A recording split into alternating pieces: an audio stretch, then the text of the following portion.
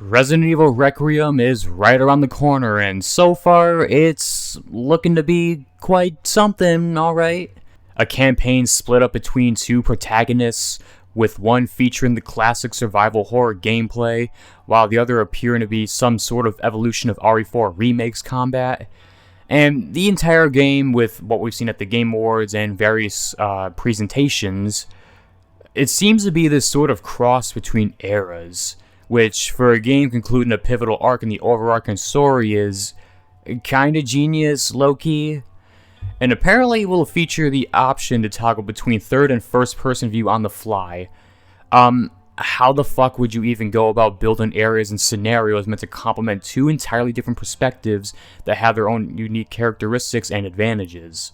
How will they find the perfect balance between two drastically different styles of gameplay? How will they create scenarios where it's optimal to use both perspectives? Or will it be a case where one is more optimal than the other? Who the hell knows? Will this end up being the perfect love letter to 3 decades worth of games?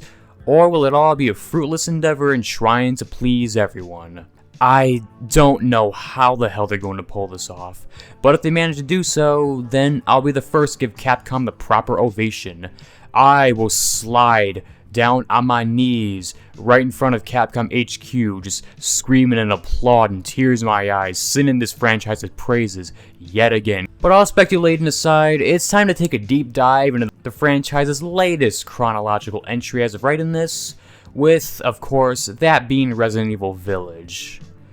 And the whole reason why I bring up things like identity when discussing Requiem is no matter what Requiem tries to do and tries to accomplish and how it goes about doing those things, I can guarantee with almost utmost certainty that it'll have a much stronger sense of direction than whatever the hell Resident Evil Village was doing over here, because if there's one thing that's true about Resident Evil Village, it's got a bit of an identity crisis. Throughout subsequent playthroughs of this game, the question of what the hell Resident Evil Village is trying to be popped into my noggin about as often as an unwanted Gmail notification.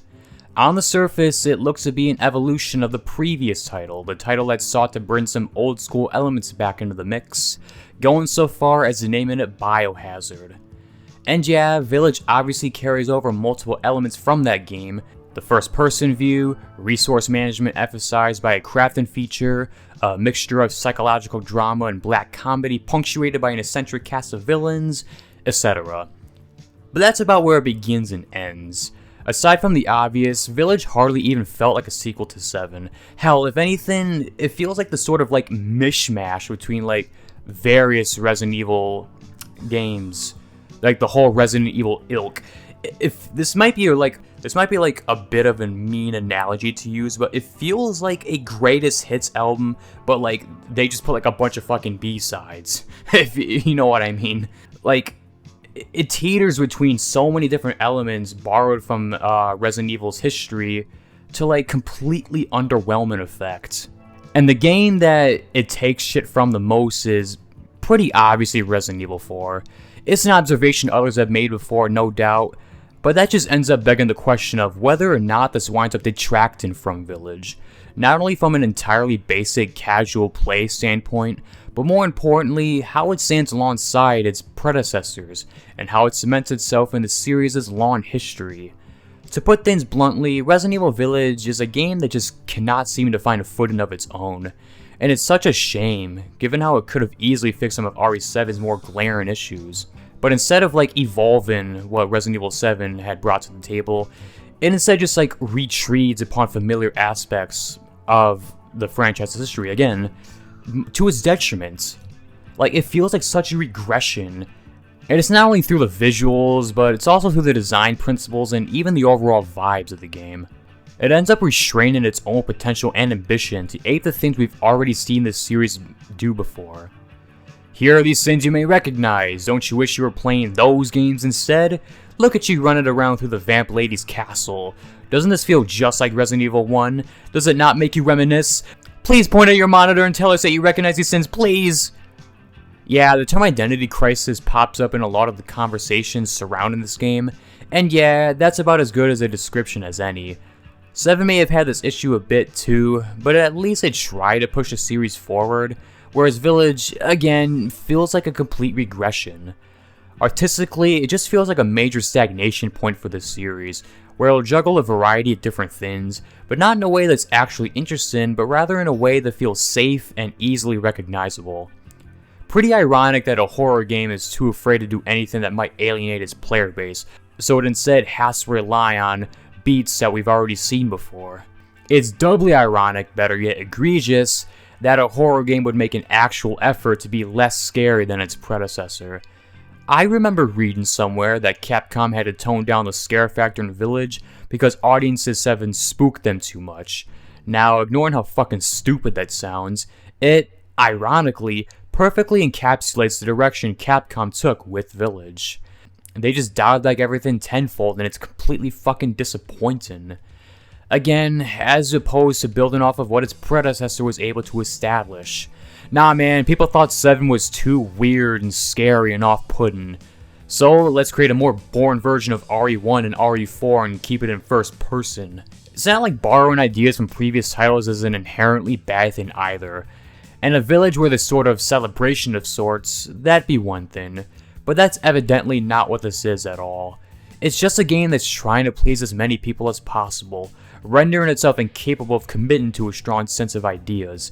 It juggles so many ideas and concepts from earlier games that I'm just forced to believe that the makers of this game just simply couldn't figure out a cohesive vision of any kind. It provides players with all those familiar whistles and bells, and for the most part, it's not even doing it all that well. Mechanically presenting familiar concepts, but with a fraction of the personality and depth of the things it's imitating. A somewhat small example is stuff like the architecture and general atmosphere having that sort of Resident Evil 4 vibe, but with a veneer that cracks once you realize how badly everything blends together visually. Nothing stands out in this bland, homogeneous soup, and furthermore, this game has a major rendering issue. Certain textures look really fucking stretched. I'm talking like a JPEG you download off a dial-up connection. Some of them look straight up bad. But perhaps the most significant thing to point out in how this game failed to grasp the greatness of the one it's shamelessly aping, you wouldn't even have to look that far in actually, because the literal first combat encounter in the game is emblematic of this issue. We all know how iconic the opening to Resident Evil 4 is, I hope all of you do. You couldn't possibly forget your first time experiencing it, that sheer tension you had felt as swarms of enemies were attacking you with seemingly no end in sight. But that's not the main reason why the decision worked out so well. No, the reason why this first encounter works so well is because it serves as a tone setter for the rest of the game. Resident Evil 4 has one of the best examples of the bait and switch trope I have ever seen in a video game. Gameplay wise, that is. You think that you're in the clear and it'll be an easy going from here on, but it doesn't take long until this battle starts to feel like a warm-up in retrospect. When the bell rings and the villagers fuck off to play bingo, it baits you into a sense of safety and comfort, only to tear the rug from underneath your feet within the next 10 minutes. Compare this to Village, where none, and I truly do mean none, of the combat encounters moving forward are anywhere as intense or difficult or terrifying or anything of the nature. You'll fight some big dudes in rather imposing numbers, sure, like when you're trying to raid the Lycan stronghold, but good luck finding anything that is even remotely comparable to your introduction to these fellas. The absolute closest you get to something similar to that first encounter is when you briefly take control of Chris Redfield. More on that in a bit. And it doesn't just end there either, because you have to consider the actual aspect of things like player interaction as well. If you're familiar with game design in any capacity, you may be familiar with the term risk-reward factor. Hell, I've mentioned it myself in a number of my videos, including my review of Resident Evil 4. I had to have said it at least 10 times, take a shot every time I say this phrase in that video. And the reason I bring it up so consistently is because it's such a fundamental aspect of game design. You get out what you put in, and a lot of the games I've come to enjoy incentivizes playing style.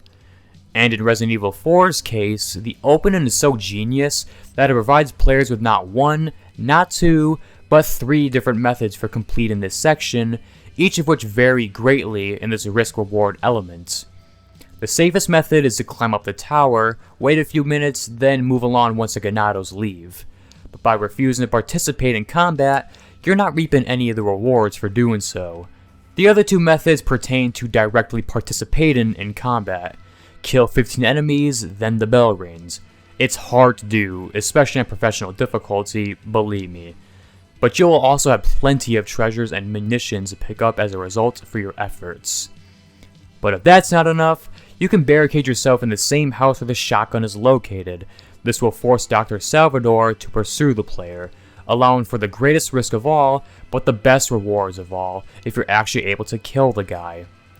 Allowing for a variety of methods with their own distinct benefits makes for an infinitely replayable section, and an ingenious kick in the nuts to start your own game. But how does Village handle this aspect? How is that whole aspect of player choice represented here? Well, taking both enemy and level design into question, your best option during the segment is to, run back and forth until the game lets you progress. There's not much strategy to be applied here because it leaves very little room for it. The very spongy enemies and narrow level layouts make this entire segment a cross between boring and frustrating.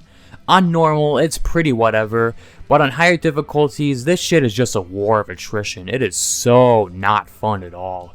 It's not even what I'd consider hard. This whole portion of the game is just straight up badly designed. We have two similar scenarios where the main objective is to survive, but as always, it's the execution that matters most. In RE4, this encounter was nuanced in how the game allowed you to engage it in a variety of ways, but in Village, all that nuance is just sapped. And that room for strategic and improvisational decision making is as narrow and constricted as its level design. And don't think the comparisons just stop at RE4 either. Think back to what I said in my intro regarding Requiem and its split up gameplay. Yeah, they're splitting shit up between action and survival horror, but at least with that game they're being upfront about it. What the fuck is Village trying to do? Is it an action horror? The absurd arsenal and inventory space and big set piece bosses say yes, but the sparse combat encounters say otherwise. Is it a survival horror? Gee, I don't know. That level design sure is linear. Don't you realize that survival horrors are supposed to have backtracking and puzzles solved through intricate exploration and such? Like, the only bits of exploration in this game that actually matter and have the player actually backtracking and actually exploring pertains to side content. Like, if we're talking puzzles and like backtracking and like the main scenario, good fucking luck finding any good examples of it. Like, Jesus Christ, try to commit to something, Village. Commit to at least one thing. And if you're gonna try to commit to both, like, be more balanced about it, damn it. Like, Resident Evil 3 did a pretty good job committing itself to being this action survival hybrid. It did that pretty damn well. And that game was like 22 years in difference. Like, what are we doing, bro? And hell, fuck, committed to a certain genre. This game can't even commit to having a consistent tone. You know, want me to run through the scenarios that happen in the game within the first half an hour of playing? Okay, let's get right down to it. Within the first half hour of playing, you put your child to bed, get your crib raided by the bioweapon FBI, trudge through a hallway for what feels like hours, then get yourself roped into that big-ass battle I discussed earlier. Like, what? It's like 3 different genres of video game in like a half hour. And that is just a tip of the iceberg. This game teeters between slow crawl, atmospheric / psychological horror, and bang shoot 'em up America, yeah, gameplay, quite literally at a moment's notice. And this issue becomes even more apparent once the game has you pay a visit to each of the village's lords. Lady Dimitrescu's castle feels like your typical Resident Evil location, where you have to gather scattered keys to open a big door, but then you're prompted to gather a bunch of flasks, and this is where the game starts to just branch off into entirely different genres. Like, it is insane how none of these locations relate to each other in any capacity. Not in tone, not in gameplay, hardly in story too, to be honest. Like, here we are, playing this slow crawl puzzle solver with a brief hide and seek section. Okay, interesting. But now we're playing... what the fuck is this shit? Uncharted? Then we get to Heisenberg's factory and it's like... okay, this feels kinda like Resident Evil 4. And then we get to Chris's section, it's like... dude, what the fuck is this? What is this?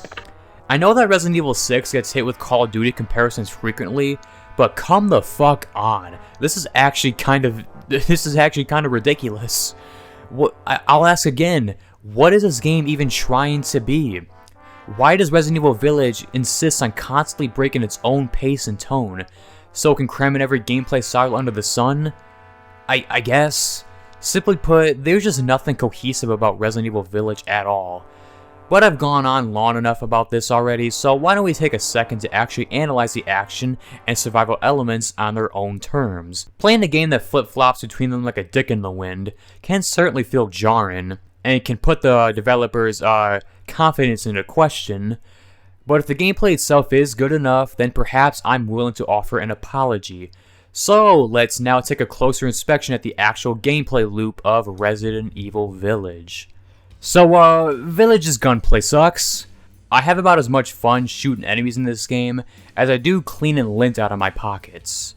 Playing this game feels like needing someone to come and pinch me every so often just to see if I still have a pulse. Guns sound and feel weak as all hell, there's no oomph to anything, I feel like I'm using fucking Nerf guns. Think back to when I was analyzing that first encounter for a second. This is important to highlight once again because, on top of the various problems I've already addressed, it's also emblematic of the game's combat-related shortcomings as well. Take a few shots at your first couple of Lycans, and the problems start to become immediately apparent. These problems relate to a lack of hit stun, a lack of aggression thanks to predictable AI, and again, just a general sponginess of your enemies. You'll get introduced to other issues later on as you acquire new weapons, but really the main issue my mind kept circling back to was that, throughout the vast majority of them, encounters in Resident Evil Village just have no tension to them. Anytime I'm not bored out of my skull, I'm frustrated trying to wrestle with the game's complete allergy to hit stun. Encounters in Village typically boil down to one of two things: standing back with your sniper or shotgun and letting the world's most generous hit scan lead you to victory, or dumping all of your heavy weapons onto an enemy until they just stop. Yeah, no, I wouldn't say you're killing anything in Village, because the word killing implies that it actually had to put effort, and it actually had somewhat fun, and some sense of satisfaction when I took an enemy out. If anything, it feels like I'm just hitting the bastards until the game arbitrarily decides to flick the switch and their brains off. There's not much in the way of strategy and improvisation that's needed, because every enemy type in this game is, quite frankly, nothing more than a lumbering super soaker. They're slow as hell, they barely react to anything, they hardly pursue the player too, matter of fact. Like, you're gonna sit here and tell me that there's next to no aggression displayed by these literal feral wolfmen?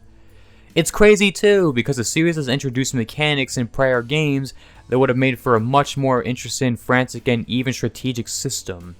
Fuck, you brought back the stupid guard mechanic, yet there's barely any scenarios where it's actually optimal to use.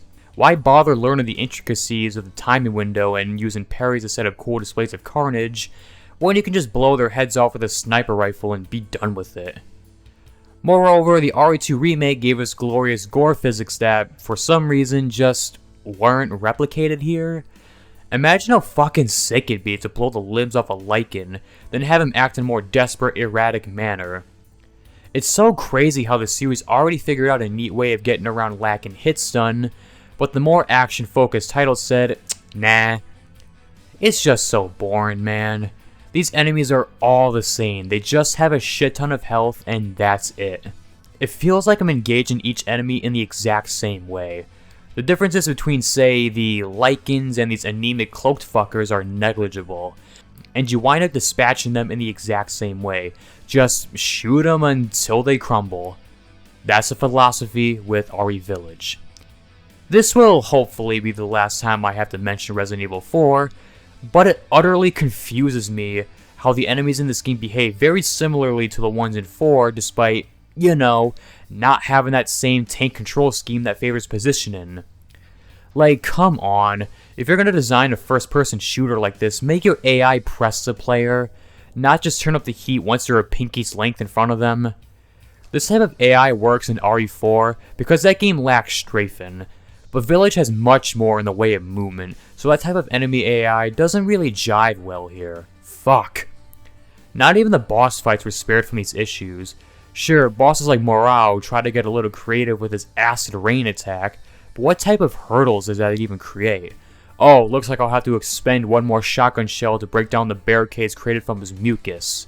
Ah yes, very strategic. Lady D's and Heisenberg's bosses are borderline cutscene simulators, while the only decent one of the bunch is Mother Miranda, the final boss of the game. And fuck, these side bosses, dude. Holy hell, these side bosses, these side hunts, are an absolute chore to fight. If you want to know why I keep whining about the game's lack of hit stun, it's because these enemies reinforce the significance of enemies having hit stun.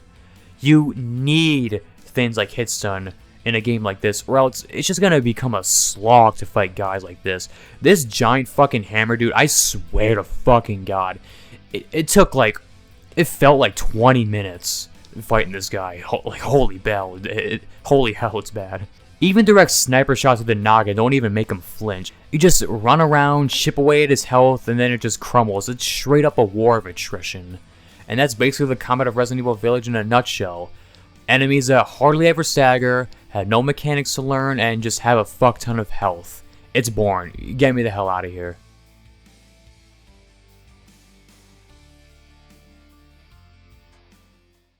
On top of failing to produce a fun and challenging combat loop, Resident Evil Village also drops the ball on several secondary and tertiary gameplay elements as well.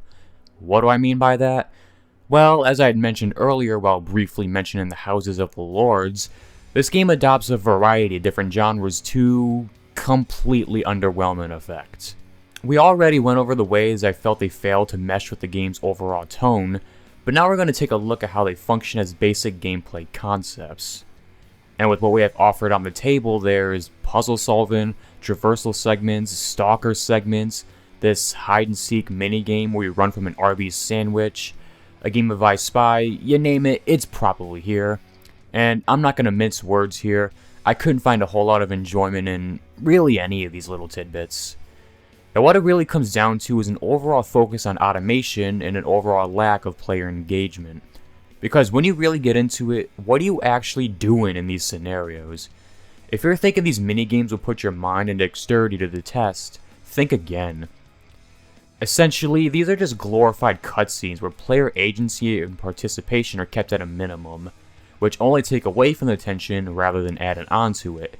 Like, the Mutant Babies segment, for instance, could have and probably should have been a home run.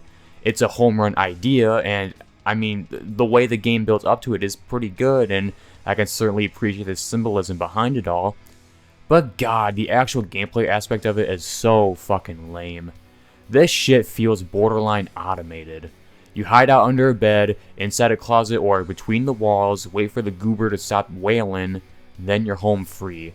That's the full extent of it. It doesn't change course to hunt you down because the level design doesn't even allow for such routes to begin with, so the most optimal means of playing really is to just hide out for a couple of seconds, then move on with your day as if nothing had even happened. It is so devoid of tension, and the same can be said about the I Spy section that immediately follows. I'm going off of personal experience here, so if what I'm about to say is wrong, please let me know. But having said that, I'm almost certain that the creepy doll appears in the exact same spots no matter how many times you replay the game. I must reiterate the fact that I played this game a total of 4 times, and yet, each time, I found it hide in those same 3 spots. So either I have some cracked out luck, or this puzzle truly is that poorly designed. Speaking of puzzles that are poorly designed, Christ, this is among the weakest lineup of puzzles I have ever seen. Half of them revolve around flicking an item around to push a hidden button or find a hidden doodad, but it's not as if the ones not pertaining to that category are any more imaginative. Hell, there's even a puzzle that straight up solves itself, like, they didn't even bother getting the least bit esoteric with this one. This one is alright though. It's crazy how the only remotely imaginative puzzle in this entire game is in an optional area. But the worst offender in terms of segmentation has to be within Morao's domain. It's pretty simple in concept. You have to traverse these raggedy wooden platforms, and in some cases, you'll need to flick a series of switches in a certain order to swing past the mutant fishman. A segment that could have been nerve-wracking, reduced to a mere Sunday stroll, all because Morao couldn't feel bothered to actually pressure me. It'd be great if the big fish man could attack you with, say, a penalty for taking too long, but the only time such an instance can take place is when the player crosses very particular platforms, while he'll just swim past occasionally. So it's not like there's precise timing involved either, it's just so damn lame, man. It's also another victim of extremely hand-holdy segmentation. Like, the only thing that could have possibly made this section worse is if there were an arrow pointing toward the objective's direction. It's not as if there's not enough yellow fucking paint. Goddamn. My complaints toward automation, or better yet segments that feel automated, don't end there because throughout the story, you'll run through a set piece of some fashion that, again, just feels like a cutscene more than anything. In my review of the RE3 remake, I brought up this point quite often, and while Village's examples aren't anywhere as egregious, thankfully there's no QuickTime events here, they still have the issue of tension or lack thereof. For instance, in the beginning of the game, you'll be forced to escape pursuing lichens through a series of tunnels. This would have been an exciting moment within the game's earlier moments, if the game actually had you do anything other than moving forward. With the exception of one branching pathway, this segment is completed by holding forward and watching a few cutscenes. It is so on rails and fucking boring. Like, where is attention, my man? This is a horror game. You're supposed to make me feel like a weak, pathetic little baby man. So why are your most intense set pieces entirely on rails? How am I supposed to feel anything other than sheer boredom when all the player interaction pertains to holding forward and nothing more? Stop stripping away player agency at a moment's notice for the sake of looking cinematic. It gets so tiring so quickly. Actually, I take that back. I kind of actually miss RE3R and RE6's QTEs now. At least with those, I'm actually doing something rather than just watching something. Oh well, I guess now would be the time to discuss the narrative. Alright, fine, whatever. RE7's narrative was pretty spotty in some areas, but for the most part, it had a pretty gripping tale of psychological horror that did well in blending elements from a variety of different sources. However, the major issue my mind kept diverting to whenever discussing or even thinking about it was the lead man Ethan in the flesh. Or should I say, in the mold. Yeah, as it turns out, Ethan was made of mold this entire time. Le gasp! I'm not sure why they even bothered treating this plot point like some big mysterious twist, because it was damn obvious even if you hadn't played RE7 before. I mean, Evelyn says so herself. I think if you wanted to make this a legitimately interesting plot twist that puts shit into perspective, maybe build up to it in a way that feels less, I don't know, transparent. Maybe leave behind clues and hints instead of outright putting Ethan into scenarios that are otherwise completely implausible. Perhaps I'm getting too hung up on something insignificant. What I can say is this. How in the fuck did this man procreate? Okay, when I ask that question, I don't mean it in a snarky way that's meant to dispute his, charming personality and, hot body. No, I mean biologically, how could this guy fuck? And create an offspring in the process?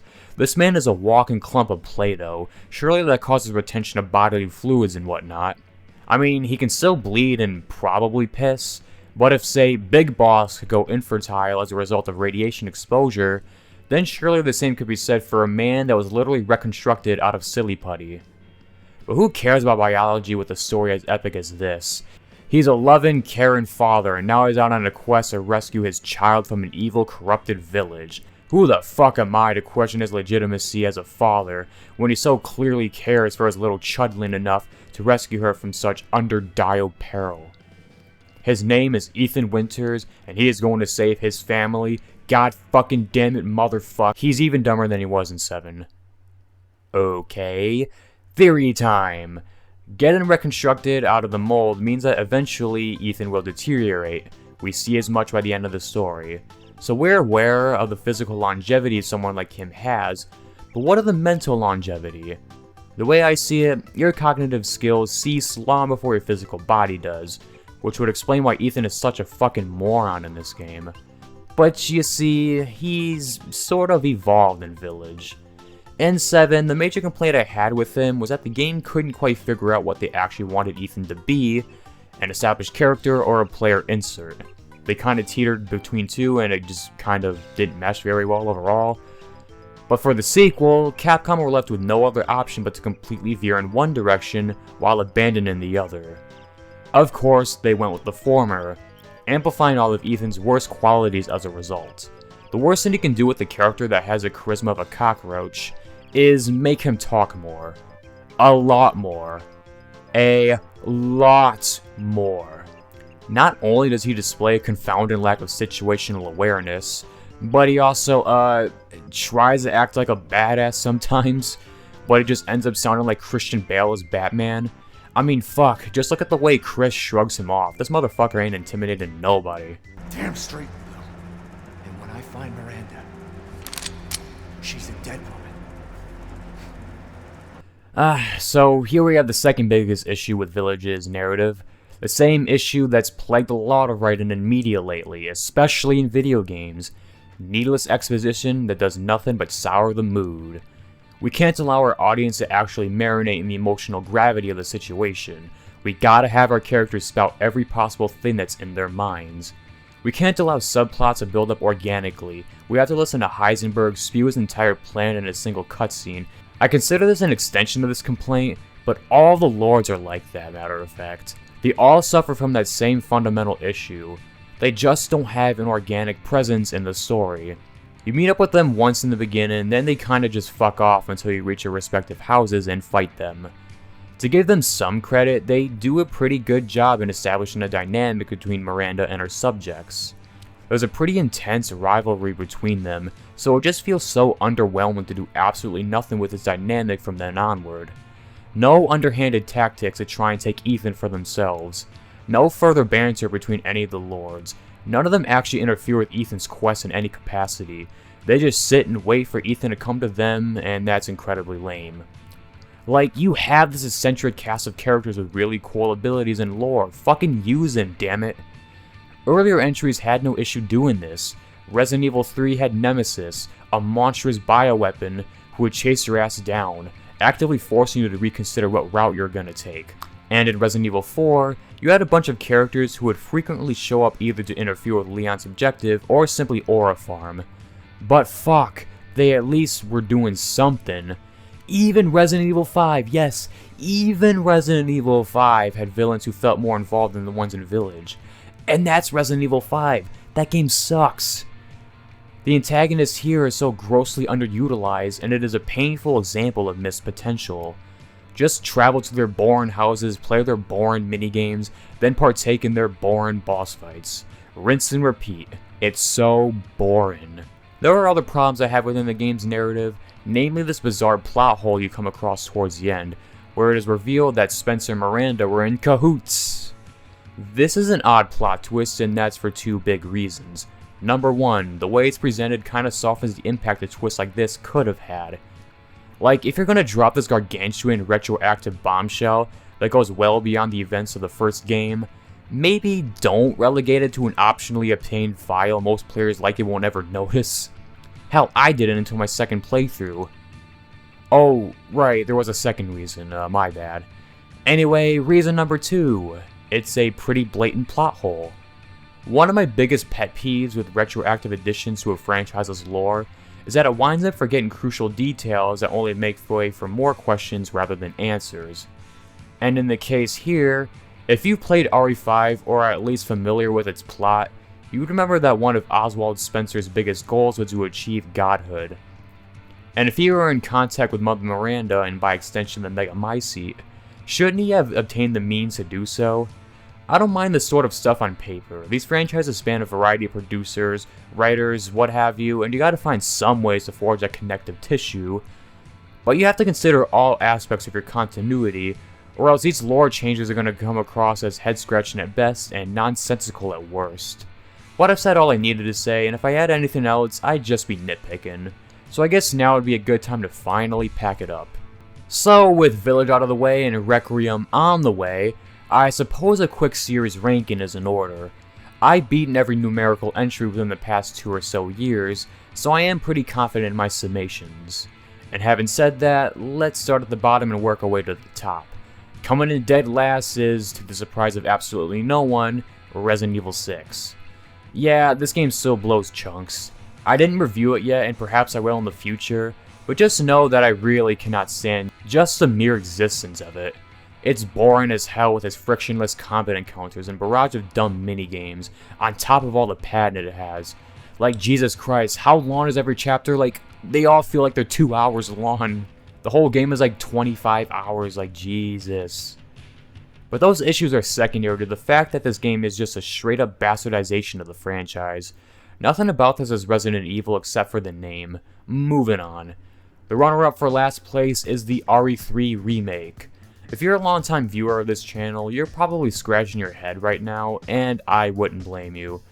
I gave it a 6 out of 10 in my review 2 years ago, so naturally this placement would feel odd, but keep in mind that back then, I hadn't yet played the original. But now that I have, I can safely say that it absolutely sucks as a remake, maybe the worst remake I played in terms of like, adapting the source material. Like, it's borderline offensive in just how much of a facsimile it is. Everything that wasn't streamlined was outright removed. Nemesis was turned into a giant pussy.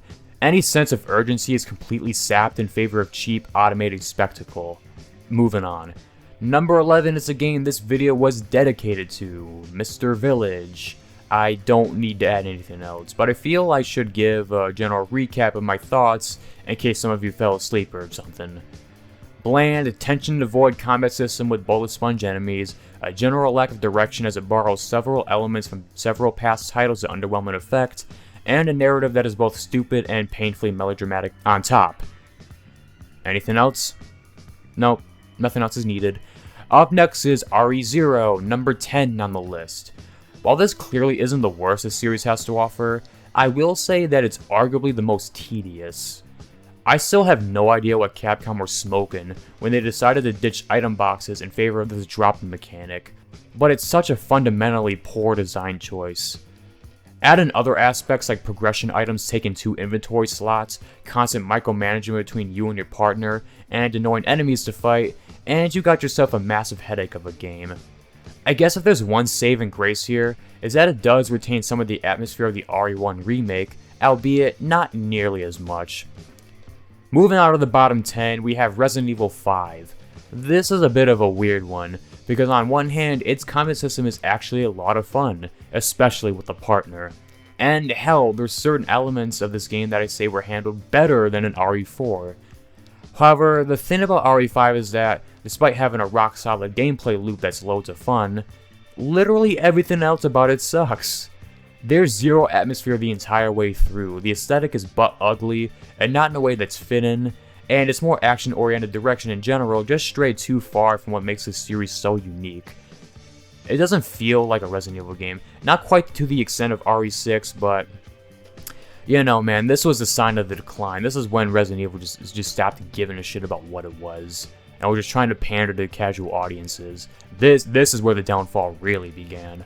Number 8 is RE7, which is another game I have weird feelings towards.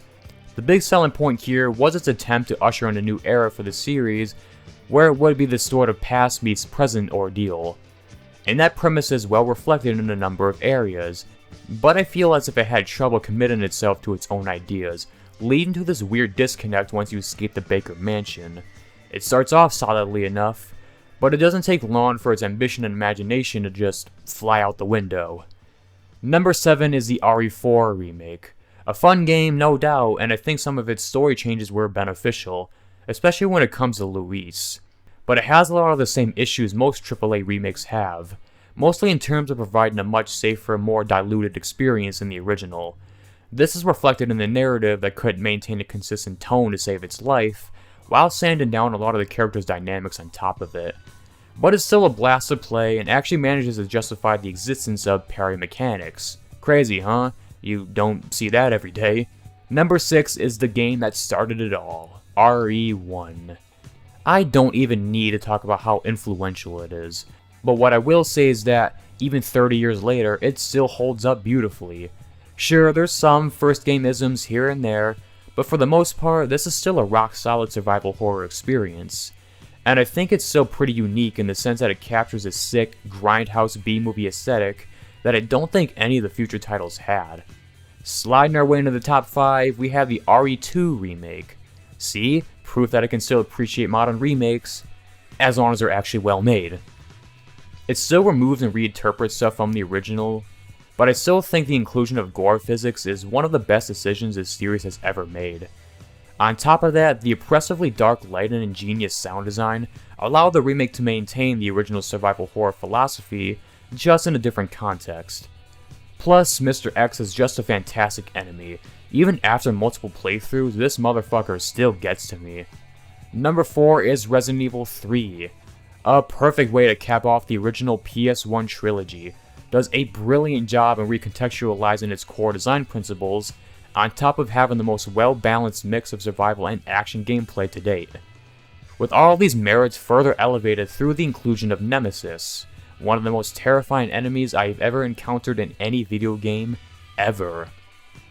So now we've reached the big 3, the podium if you will, and the game receiving the bronze medal is none other than Resident Evil 2. A damn near flawless execution of survival horror ideology, complete with sudden bursts of zombies to put your resourcefulness to the test, engage in puzzles that will have you racking your brain, and a narrative that encapsulates the tragedy of the Raccoon City outbreak. This would be the personification of the entire genre, had another particular entry never existed. But before I talk about that one, we have to award the silver medal to Resident Evil 4. Hands down the greatest combat system in any shooter I have ever played and probably ever will play. A strong focus on careful positioning, punctuated by dynamic enemy design and melee attacks that were responsible for hours of beautifully over-the-top spectacle. Also, this atmosphere, top-notch shit right here. And finally, the cream of the crop would have to be none other than the RE1 remake. What else could I possibly add to this game's legacy? This game is Resident Evil. Fuck, this game is survival horror. It quite literally defines the entire genre through its flawless execution of atmosphere, tense and uncomfortable gameplay, deeply unsettling narrative that is only enhanced through direct player interaction, and so much more that would take days to articulate. And, well, there you have it. That's my review on Resident Evil Village and a quick little ranking of the mainline series to go along with. Here's to Resident Evil Requiem, a game that I am interested in. It really looks like a go either way for me. The perfect celebration and closure for the franchise, or an absolute disaster. Guess we'll all find out later this month. See you bitches later.